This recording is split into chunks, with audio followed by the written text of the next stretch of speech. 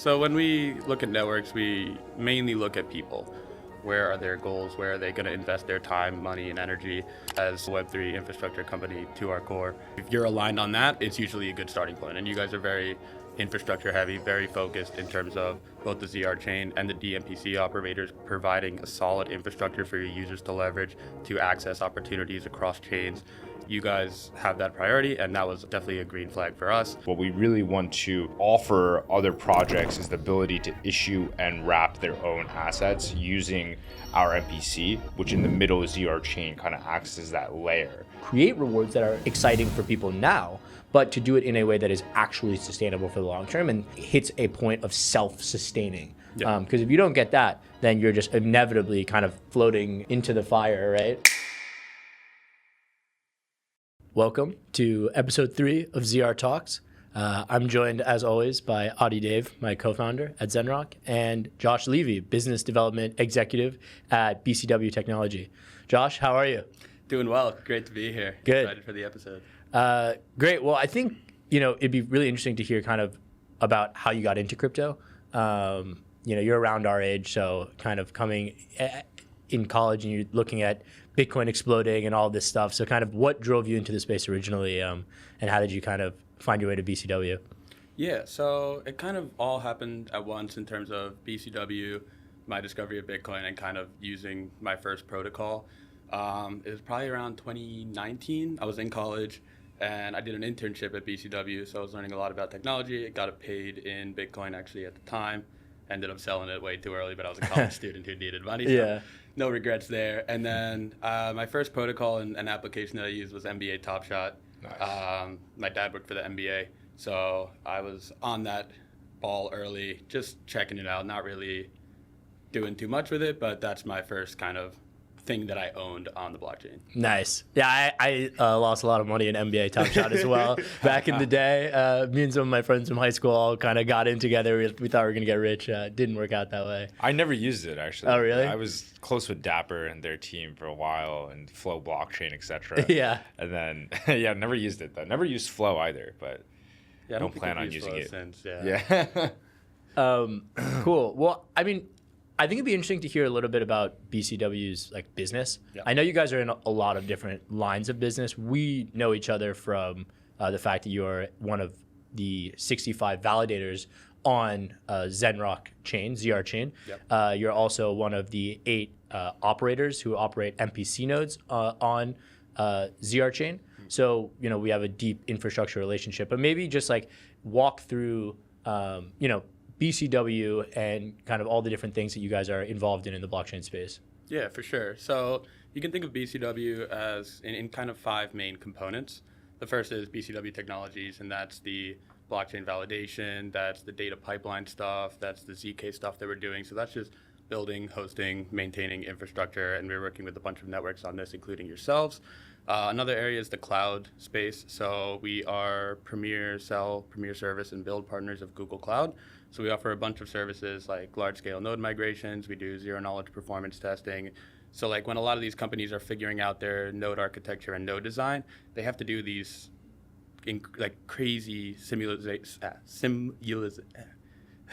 they have to do these simulations and a bunch of different performance testing, and that can run up to 6 figures in the cloud just on testing alone to find the ideal node type. So we've built out frameworks to help them and kind of walk them through that on behalf of Google Cloud. So we do a bunch in the cloud space as well. We have our infrastructure, security, and generative AI certifications. So we're working across all of these areas with Google Cloud. Another area is payments. So we've been partnered with WorldPay and PaySafe. WorldPay for around 5.5 years now, and have been on retainer with them. So we run all of their Web3 infrastructure and have been partners with them on the marketing side and a couple others as well. So we help them put the fiat on-ramps into a lot of the large exchanges in 2019, the Binances, OKX, MoonPay, all of those guys. So we have payments as well. We also have ventures, so just standard Web3-based infrastructure investments.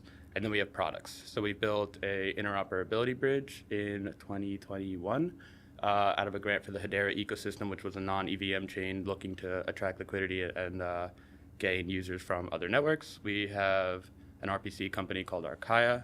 We also operate a naming service, and we're about to go live with a staking infrastructure platform as well. So if you're running a bunch of nodes, you can have a dashboard where you can see kind of all of that P&L and all of that data. So it's technologies, it's cloud, it's products, it's payments, and it's ventures in terms of the 5 buckets of BCW. Yeah, really cool. You guys touch like pretty much everything in blockchain, which is a really interesting perspective. I'm sure you see everything from like a lot of different angles. I mean, so you're mostly focused on the validator business. Yes. So, as I said, that's how we got connected. I'm curious, like when you're thinking about it from the first introduction to someone, like, oh, this is a new chain, right? And now you have to decide if you want to kind of pursue the infrastructure, right? There's usually a lead time, maybe a few months, maybe even longer between when you first have to start doing work to when the first on-chain payment usually comes. Yep. And so like, I think it'd be really interesting to hear a little bit more about that life cycle and kind of how that business tends to work. Yeah, so when we look at networks, we mainly look at people. It's really important, I think, especially in crypto, but definitely when you're doing deals in any industry, to understand the people behind the project. Where are their goals? Where are they going to invest their time, money, and energy? And we, as a Web3 infrastructure company, to our core, really try and, if you're aligned on that, it's usually a good starting point. And you guys are very infrastructure heavy, very focused in terms of both the ZR chain and the dMPC operators, providing a solid infrastructure for your users to leverage to access opportunities across chains. So you guys have that priority, and that was definitely a green flag for us. Other things we look at, I mean, we're very technical, so we'll obviously look at the docs and get an understanding, have we seen this before? If we haven't, is it new and exciting? Things like that. So in terms of how we decide who we're going to work with, I would say it's people and technology is a good starting point. And then, yeah, I mean, since we kind of do everything in the infrastructure space, it's a lot about it. We're much more than a validator company, even though validators is a large part of our business. We are happy to tackle kind of any issues that are coming up. So you're saying, oh, we need a validator, but also we want to be able for people to leverage fiat currency to buy our token. We have solutions for the payment space. So it makes my job more exciting in the sense that I help networks solve their problems, and I'm not just like, hey, validator, give me a delegation and you'll never hear from me again. It's much more like, what are you doing on the RPC side? How are you looking to combine AI in either integrating things like Gemini directly into applications or using Google Cloud tools like Vertex AI to basically draw AI-driven insights from like the real-time blockchain data, and we do like ETL work as well. So we are much more collaborative and forward-thinking instead of just like, we're going to run a node, and as long as that's fine, it's like that. So it's team, people, and then kind of where can we go from here? What do you guys want to achieve in 4 months, 6 months, 12 months, 5 years? And if we're excited by that, which we were with you guys, we're definitely looking to go all in, and that's why we're doing more than just the validator, the dMPC, and the things that we're going to be exploring in the future. Yeah. That definitely seems like a lot. And I'm just curious broadly, how have you seen kind of the chain landscape evolve really over the last like 3 years, and what are some of the most profitable chains for you? Yeah, so in terms of the chain landscape, I think what you guys are doing is really smart in terms of going to where the users are while building something in the background. I think a lot of networks were trying to straight up outperform, and if you build it, they will come type approach. Right. But I think what I really like about you guys is that you're saying we're building a chain, but in the meantime, we're on Solana. We have a product that works, that gives yield.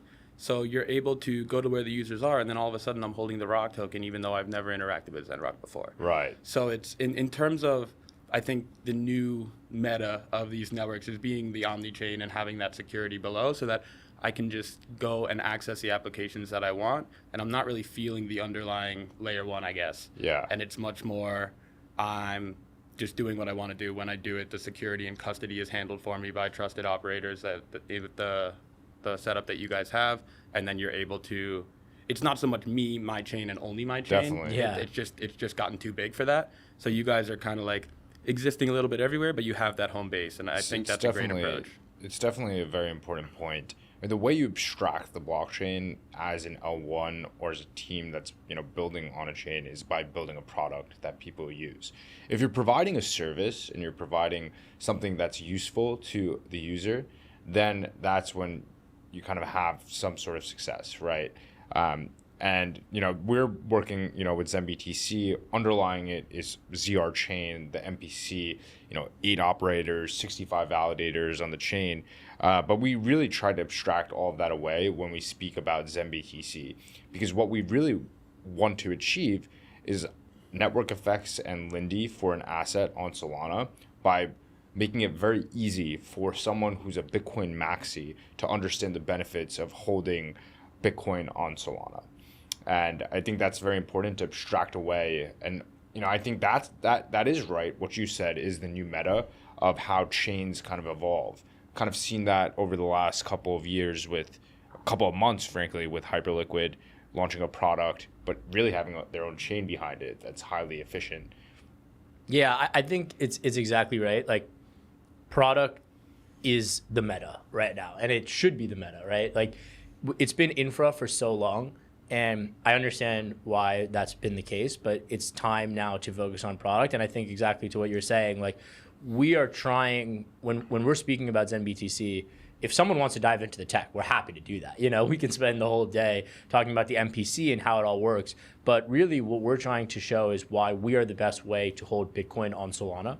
We have the view that there's going to be a lot of demand for Bitcoin on Solana, as you see with X stocks and everything else, more and more trading on Solana. And so from that perspective, we wanted us to be the go-to product, right? Of course, to be that, you need to have really strong infra, and that kind of underlies everything.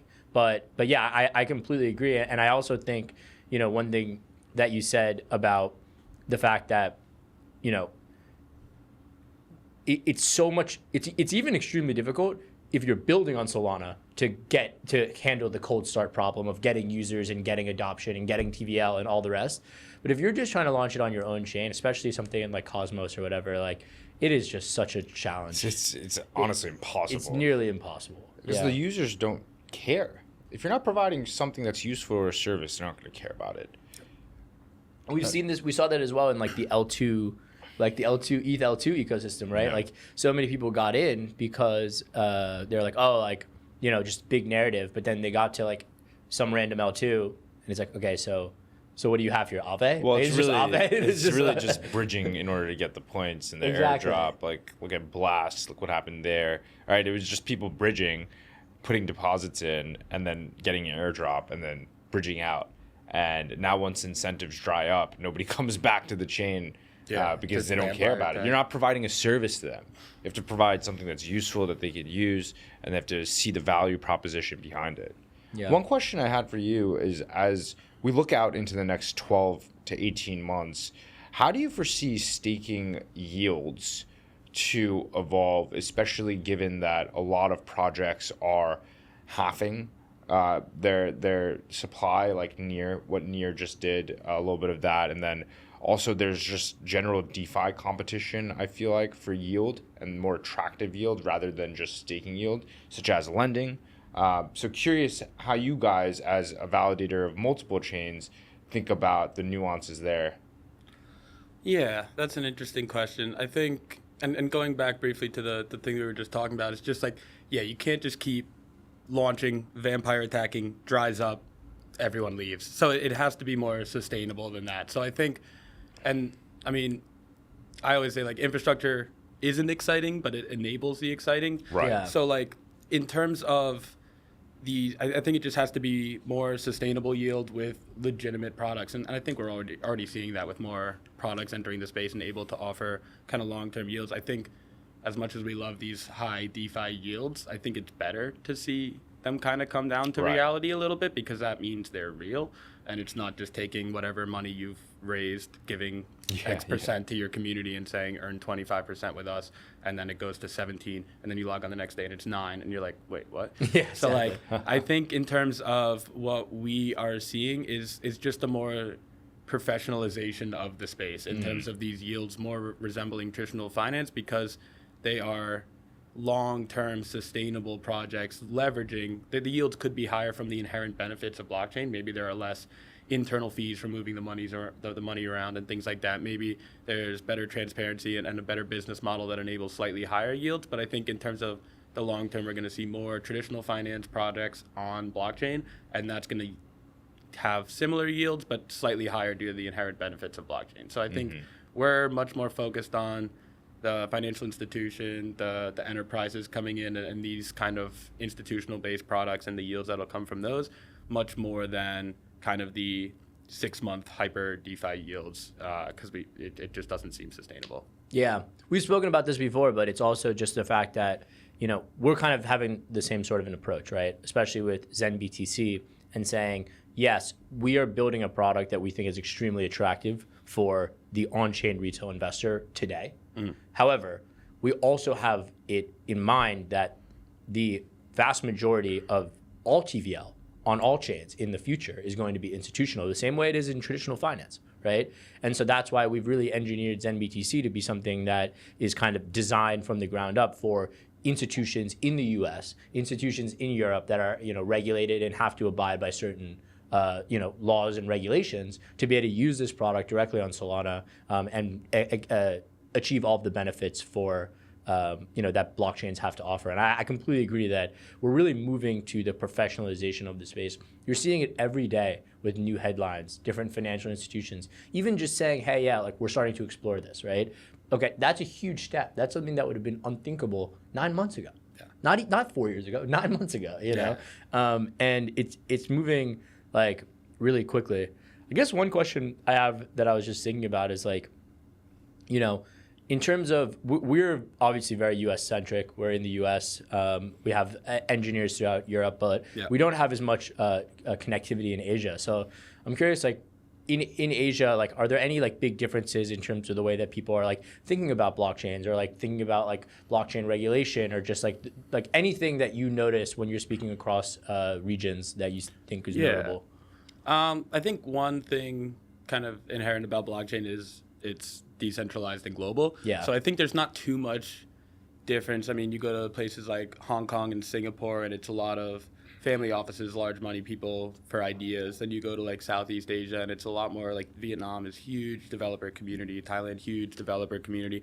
So people are still excited and building. But I think for Southeast Asia, so like the two big cities, Hong Kong and Singapore, they're global cities, big wealth, those kinds of things. But for a lot of people in Southeast Asia, like blockchain and access to these opportunities and holding stable coins, like that is a life-changing opportunity for them. Right. If they don't have to trust their local currency, if they can safely hold stable coins that are tied to US dollar or baskets of stocks and things like that, that could be genuinely life-changing for them. Yeah. And if they're earning US yield on US assets, like that could triple even 5x monthly salaries and things like that. So in terms of, like that's not something like holding out for a small airdrop or doing things like that may not be exciting to the people in the US who are kind of looking for these bigger opportunities and won't jump from thing to thing. But I think Southeast Asia and a lot of the global world that isn't as kind of developed as the US and Europe is looking at this and being like, holy, like this could be a way out, or these opportunities could potentially change my life for generations. So I think it's a lot more exciting in terms of the potential uplift of their economic situation. But the U.S. and Europe is much more like, how can we build the future of finance? So Hong Kong and Singapore are still very much large futuristic ideas, but I think even for these smaller countries in Southeast Asia, but also beyond, they're really excited about the economic potential. Yeah, we have our Genius program. I don't know if you've seen that yet, but it's kind of like our thing on Twitter that we're doing where, you know, we're just doing random 1,000 Rock token airdrops to anyone who like puts out like a really good thread on Twitter about what we're building, right? And it's not something that you can really farm because it's not like just, put Zenrock in the title of your tweet and we'll just send it. It has to be actually high quality. Yeah. But we've seen already, like, you know, to your point, right? Like, okay, 1,000 tokens is a few dollars. It's maybe not something that's super life-changing to someone in the U.S., but yeah, people in other regions, it's a much more significant sum, and it's really interesting to be able to leverage like the entire globe in this sort of a way. Yeah. And I blockchain is like the great financial equalizer in a lot of ways, right? And it's interesting to actually see it playing out. Definitely. Do you find that a lot of projects that you spoke to over the last 2 years in Hong Kong and Singapore are moving towards the US now and like building offices and teams here? Yeah, I think a lot of the conversations in Asia have been, when can we do this in the US? Yeah. I know BCW, we don't have an office in the US, and it's mainly for regulatory purposes. Me personally, being in Hong Kong, being from New York, I love coming back to New York, and it would be great to spend more time here once the situation, as the situation improves. So I would say definitely. It was really tough not knowing what is going to be class action or not class action. Yeah, just like getting like hit on by the SEC. So now that is, it's definitely a better regulatory environment. I think everyone's like, all right, cool. I mean, Hong Kong and Singapore already, it's just like you have people in London if you're Asia based, you have people in the US already, but now it's like, now we can really do what we've been trying to do for a while. Makes sense. I really think over the next 12 months, New York City is going to become the crypto capital of the world. Not the US, right? The world. Yeah. And it already has. I see it. We probably see it day to day because we're living in New York City and, you know, meet with teams every day.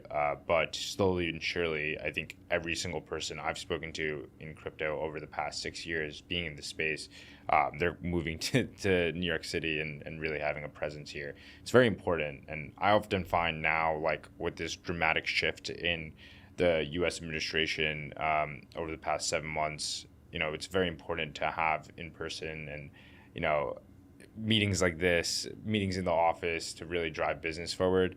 I think that's something that's shifted in a lot of people's mindsets of like, we need to meet in person, you know, and it's so much better.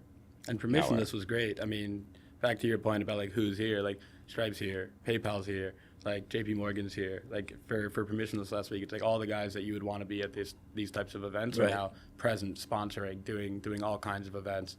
So it's just, I agree. And it would be nice for me because I love coming here. Definitely.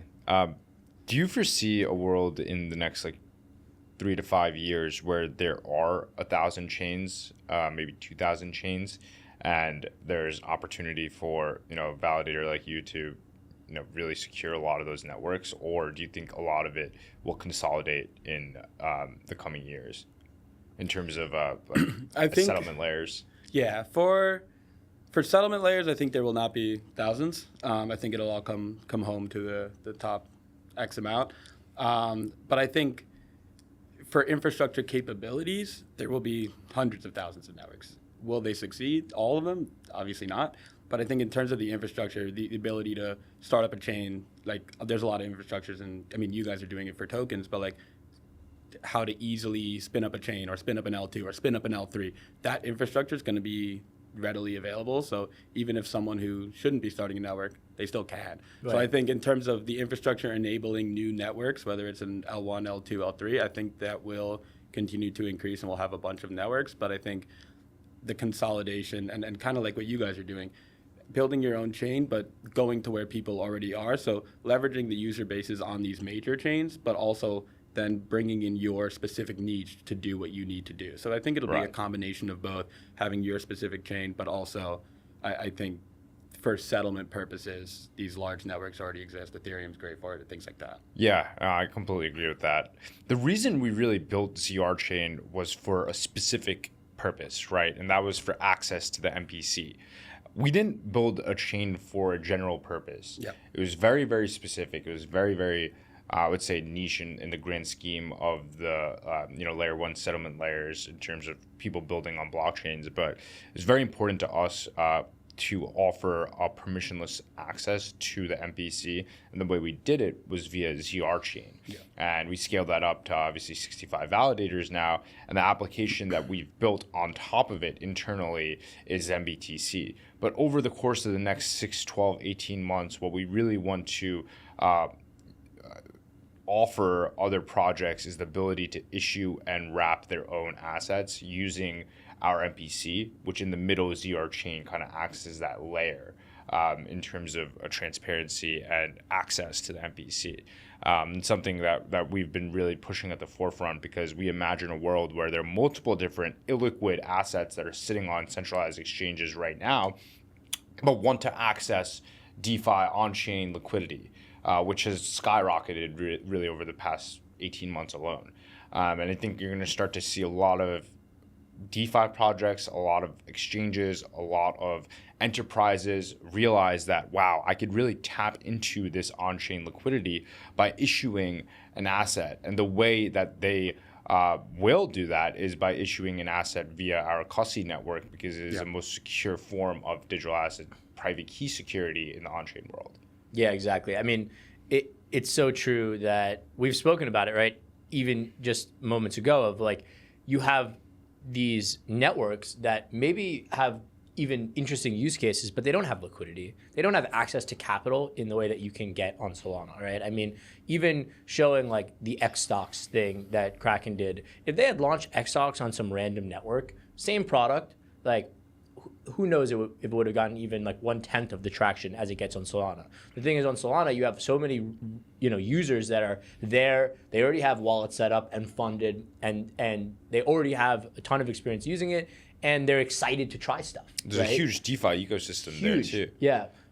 So, you're just tapping into that. And that's kind of what we believe, that over the next, 6 to 9 to 12 months, we're going to enable multiple projects, not only to do it with Bitcoin, but to do it with their own native governance token, and say, hey guys, like, you need a network because you feel that there needs to be a blockchain that is your own sovereign chain to do a certain thing, but it doesn't need to do everything, right? And this is kind of the app chain like thesis in a sense, right? A Hyperliquid is like the perfect example of it. Yep. But if you are a app chain that says, okay, we are going to do this one thing really great, you don't have to be the DEX and decentralized lending and vaults and everything to everyone. You move your governance token to Solana, do everything there, and that's really like our thesis of kind of why we think what we're building is so significant and so important for the on-chain future. Going back to the sustainable yields that we were talking about, it's not only that you guys are able to create an offering and it's not just one thing, vampire attack, attract users and do that,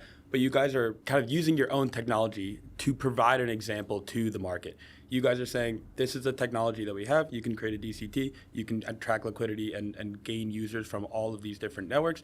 And here's our example. You have zBTC right here, but then as you were telling me about permissionless, I can do it. My partner projects can do it. So it's not like you guys aren't saying, hey, we don't use our own tech, but can you? Yeah, it's exactly. Saying, this is what we are enabling, and here's our proof, and it's working. So it's really great to see, and you have your product, but you're enabling so many other potential projects to go and do the same. So it's definitely, when we're talking about sustainable and legitimate, it's definitely a green flag in that box, that you guys are using your own tech and providing a real clear example of the benefits it can provide. Right. So very important to us. When we first initially conceived the idea and started thinking about zBTC, we didn't want to build a product that was like build it and they'll come type of mission or mentality. It was really on the premise that we need to build it ourselves and prove out what we could do with this technology.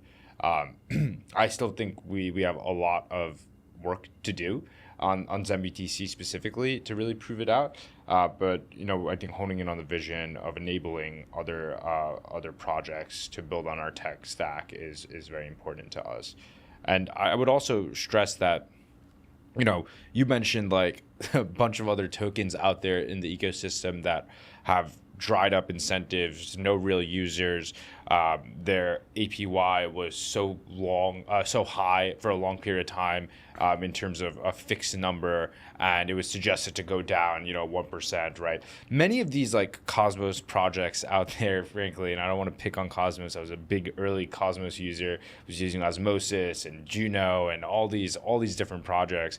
But reality, what happened was that their tokenomics were insanely flawed. They were highly inflationary. There was no burn mechanism, and they were just distributing incentives and rewards out, emissions out for such a long period of time under no vesting schedule. So there was just continuous downward selling pressure on the token.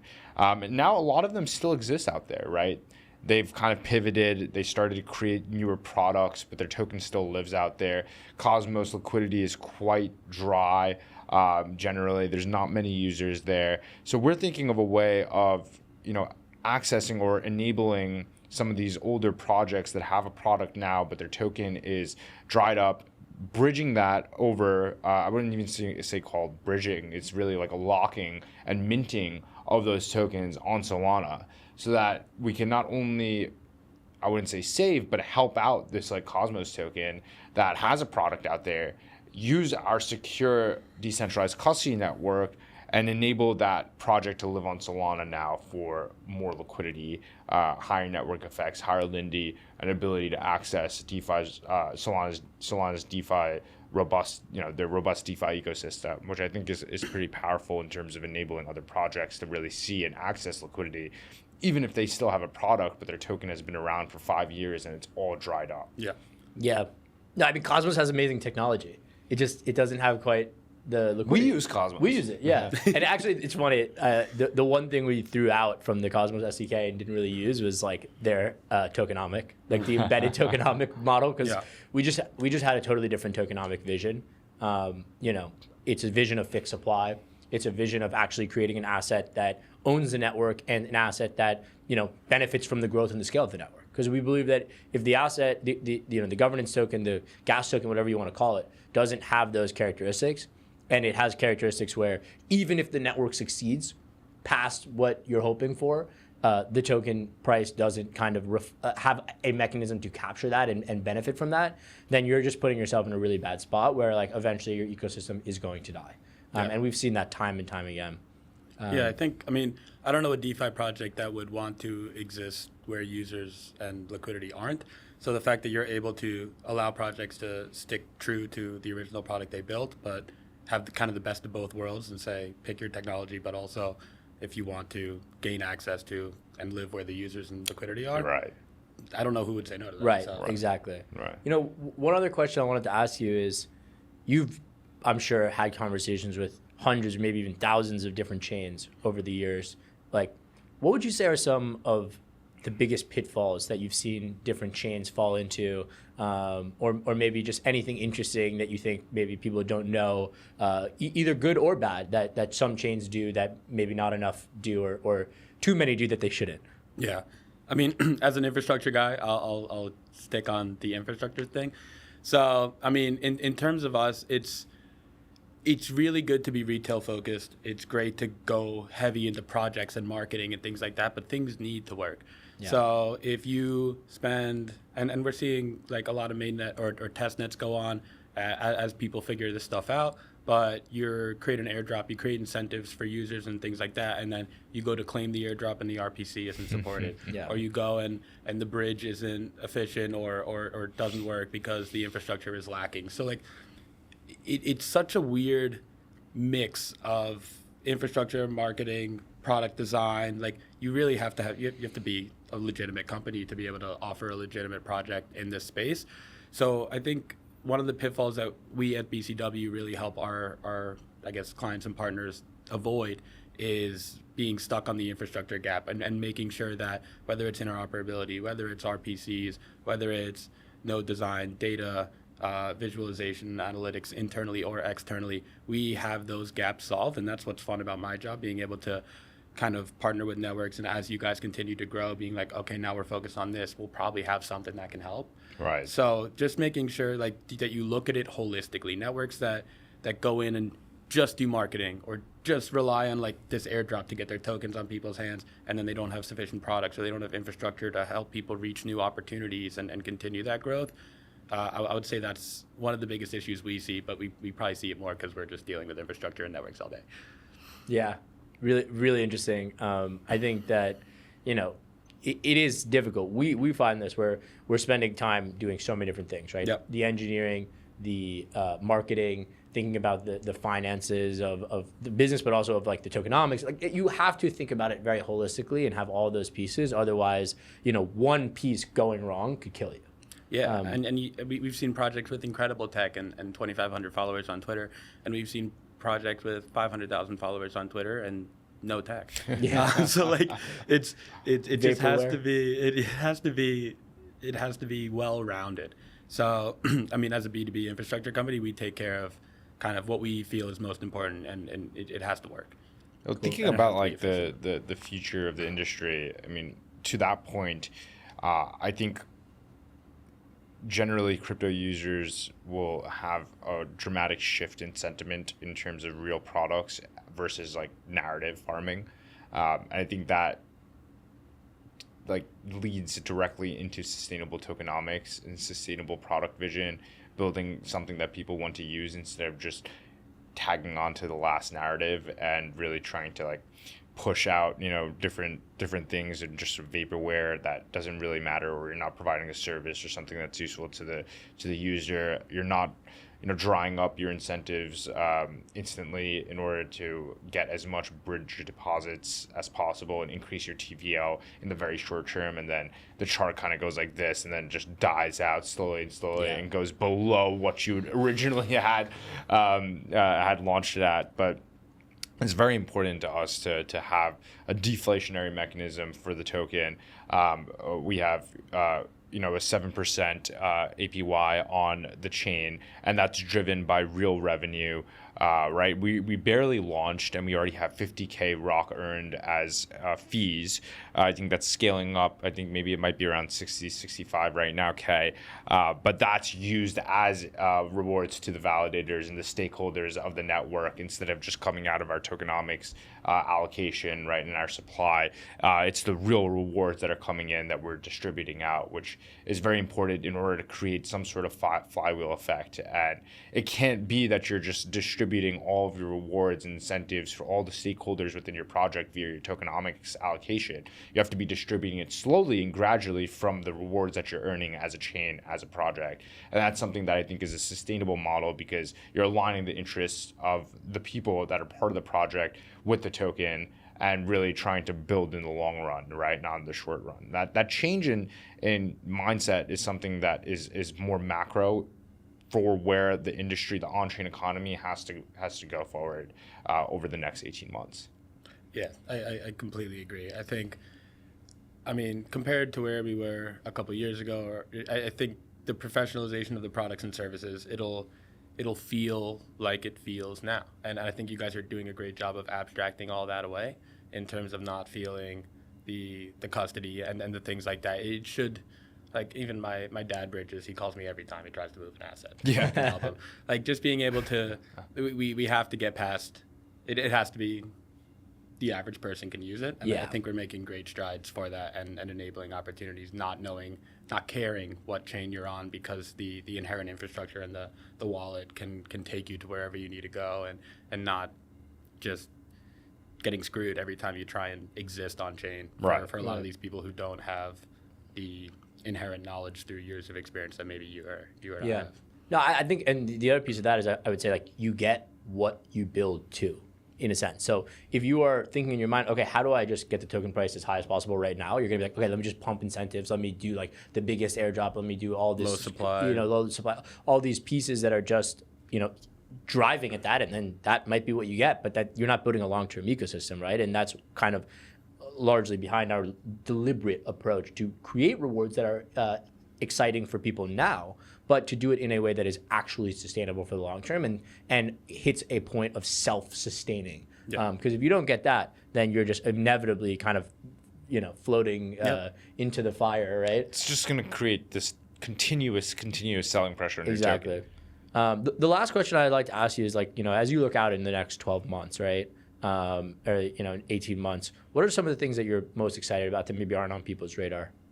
Yeah, so in terms of the two things that we're mainly looking at the BCW side is, one, enterprises. We run validators for a couple of enterprises in the space, and they are looking aggressively into how they can bring their solutions on chain, but they're also, we're seeing increased kind of awareness of the benefits of participating on chain. So a lot of these networks, they're saying, okay, we're going to build stablecoin settlement, or we're going to build a digital bank or something like that. But they're also like, how can I actually, one, leverage my reputation so that the network can go and market it, and I can show that I'm involved. I'm verifying transactions. I have my own skin in the game. I'm earning rewards from that. So for them, we're very interested in the combination of validators plus use case for a lot of these enterprises who have users, who are bringing people from the Web 2 world, who are going to help accelerate this transformation. And then the other thing, like everyone else, is AI. We're really excited doing a bunch of work with Google Cloud, building Gemini into either our products or existing products in the space, but also kind of where we can take this AI, and we do a lot of the ETL stuff, so real-time data pipeline, and we move it into BigQuery and other big large data warehouses. We do this with a couple L1s already. And it's just the things that you can do with the AI queries, leveraging real-time data, just giving people all the tools and access they need. And then personally, I think the decentralized AI narrative is interesting, and data ownership, data privacy, and being rewarded for when I click accept on cookies. And here are all my things. To be able to like hold on to that and get some reward and things like that, that's really interesting to me. But I think the feasibility of decentralized AI is still up in the air. There's definitely some use cases, but I think that's something where it's like the 2021 version of that. It's like in a couple of years we'll be able to figure that out in a better way. But AI, enterprise validators, I think we recently released a research report where we had 60% of the top 30 proof of stake networks have at least one enterprise validator, and we expect that to grow quite consistently. So definitely could see that. Yeah. Awesome. Thanks so much for joining us, Josh. It's been Great a pleasure to be here. speaking Thank with you. you. Thanks.